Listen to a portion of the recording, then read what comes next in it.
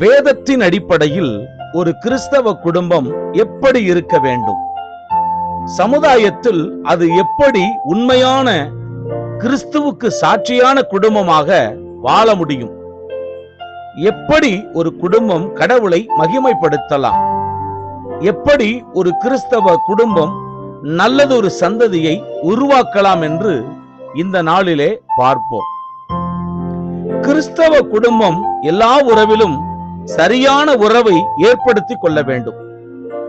மற்ற உறவுகளுடன் உறவு வைத்துக் கொள்வதற்கு முன்பு கணவன் மனைவி உறவு எப்படி இருக்க வேண்டும் என்று இந்த நாளிலே சிந்திப்போம்.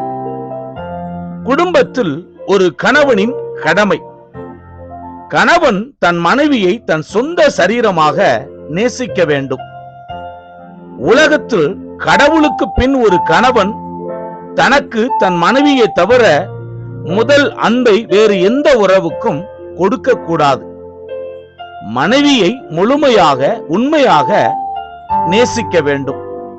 இதற்கு வேதம் இயேசுவின் அன்பை ஒப்பிட்டு கூறுகிறது.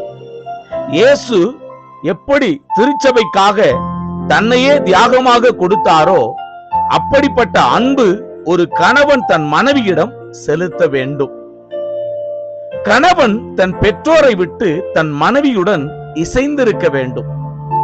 தாய்க்கு பின் தாரம் என்பதை நினைவில் வைத்து திருமணத்திற்கு பின் கணவன் தன் தாரத்திற்கு முதலிடம் தந்து தனது தகப்பனையும் தாயையும் கூடவே அரவணைக்க வேண்டும்.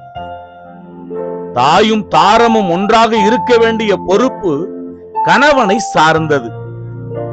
இரு உறவுகளையும் நடுநிலைமையில் இருந்து திருப்திப்படுத்துவது கடினமே என்றாலும் தன் மனைவியை சார்ந்து இருவரும் ஒருமித்து பெற்றோரை திருப்திப்படுத்தலாம்.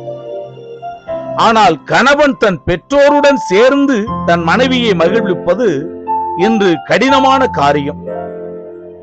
மனைவியுடன் இசைந்திருப்பான் என்பதற்கு மனைவி சொல்லே மந்திரம் என்பது பொருள் அல்ல. பெற்றோரை உறவினரை விட்டு வரும் தன் மனைவிக்கு எல்லா உறவுகளையும் நிரப்பும் பாத்திரமாக கணவன் இருக்க வேண்டும் என்பதே அதன் அர்த்தமாகும். கணவன் தன் மனைவியுடன் எப்போதும் இணைந்திருக்க வேண்டும். இந்த இசைவு சிந்தையிலும் சரீரத்திலும் காணப்பட வேண்டும். கணவன் தன் மனைவியை விட்டு உபவாசத்திற்கும் ஜெபத்திற்கும் மட்டுமே பிரிந்திருக்கலாம் என்று வேதம் கூறுகிறது. மற்ற நேரங்களில் வேலை விஷயமாக சரீர பிரிவு மட்டுமே அங்கு இருக்க வேண்டும். இந்த இசைவில் சின்ன தடுமாற்றம் ஏற்பட்டாலும் குடும்பத்தில் அது பிரச்சனையாக வெடிக்க காரணமாகி விடுகிறது. இதில் கணவன் மனைவி இருவருக்கும் முக்கிய சமமான பங்கு இருக்கிறது. ஆகவே கணவன் மனைவி இருவரும் எப்போதும் இசைந்திருக்க வேண்டும். சரீர பிரிவை விட சிந்தையின் பிரிவினையை வேதம் அதிகமாகவே கண்டிக்கிறது. கணவன் தன் மனைவியை போஷித்து காப்பாற்ற வேண்டும். கடவுள் தம் மக்களை எப்படி காப்பதில் பொறுப்புள்ளவராக கடமையுள்ளவராக இருக்கிறாரோ அப்படியே கணவனும் தன் மனைவியை போஷித்து காப்பாற்ற கடமையுள்ளவனாக இருக்கிறான். அதற்காக இயேசுவை போல் எந்தவித தியாகமும் செய்ய கணவன் ஆயத்தமாயிருக்க வேண்டும்.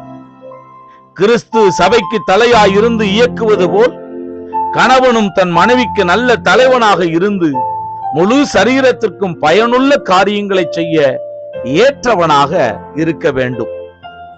கணவன் தன் மனைவியின் முழு ஜீவியத்திற்கும் பொறுப்புள்ளவனாக இருக்கிறான். இயேசு சபையாகிய மணவாட்டியை தனக்கு முன்பாக கரையற்ற பிழையற்ற மகிமையாக நிறுத்தி அழகு பார்க்கவும் அனுபவிக்கவும் தன்னையே அதற்காக அர்ப்பணித்தார். ஒரு ஆணின் வெற்றி தோல்விக்கு பின் ஒரு பெண் இருப்பது போல் ஒரு மனைவியின் வெற்றி தோல்விக்கு கணவன் முழு பொறுப்பாயிருக்கிறான். கணவனின் பொறுப்பற்ற தன்மையே மனைவியின் ஜீவியத்துக்கு கரையும் பிழையும் ஏற்பட காரணமாகிறது. எனவே மனைவியின் ஆன்மீக மற்றும் சரீர வாழ்வுக்கு தேவையான அனைத்தையும் கணவன் கொடுக்க ஒப்புக் கொடுக்கப்பட்டவனாக இருக்க வேண்டும். அப்போது குடும்பங்கள் கிறிஸ்துவில் ஆசீர்வாதமாக கட்டி எழுப்பப்படுவதை நாம் கண்ணார காண முடியும். கர்த்தர் உங்களை ஆசீர்வதிப்பாராக.